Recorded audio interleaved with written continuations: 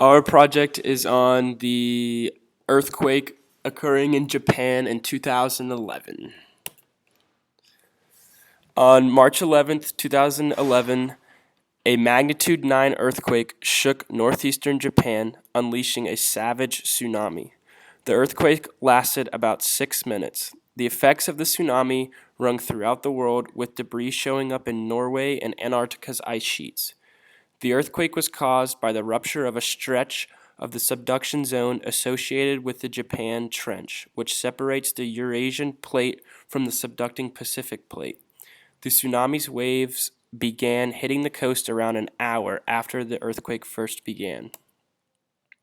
Shown here are the four plates in and around Japan: the Eurasian plate, the North American plate, the Pacific plate, and the Philippines Sea microplate. The red lines indicate faults that form plate boundaries, while the yellow arrows show the relative motions of the plates.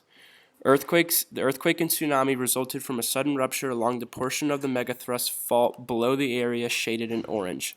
During the rupture, the plate slid westward underneath Japan. The big dot in the yellow shaded area shows the epicenter of the earthquake, while the smaller dot was the largest aftershock that came after as a result. Residents there received a 2-minute warning prior to the earthquake, which helped prevent lots of deaths by allowing people to evacuate and get out of the city. To make matters worse, the tsunami disabled a nuclear power plant, causing radioactive leak that spread along the coast. Due to the amount of radiation left, residents are not allowed to return for at least 10 years while scientists clean up the radiation. The number of confirmed deaths is 15,894 as of June 10, 2016, according to the Reconstruction Agency. More than 2,500 people are still reported missing. The waves reached 128 feet high and reached inland as far as 6 miles. More than 120,000 buildings were destroyed, 278,000 were half destroyed, and 726,000 were partially destroyed, according to Japan's Reconstruction Agency. The total economic cost could reach up to $235 billion as estimated by the World Bank, making it the costliest natural disaster in world history.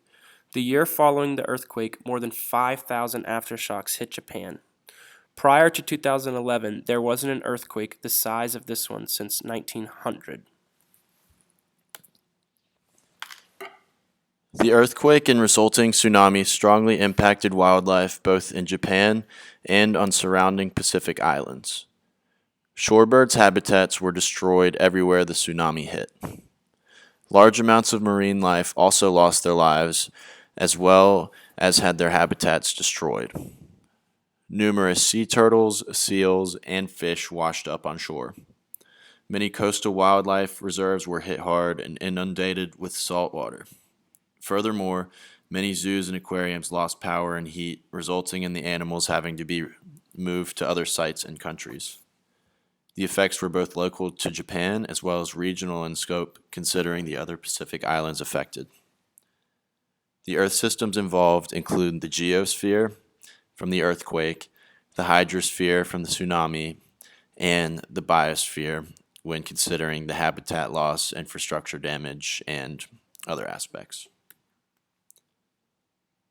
The effects of the earthquake and tsunami have had long-lasting impacts on the people of Japan and their way of living. Urban planning has changed on the coast of Japan post 3/11.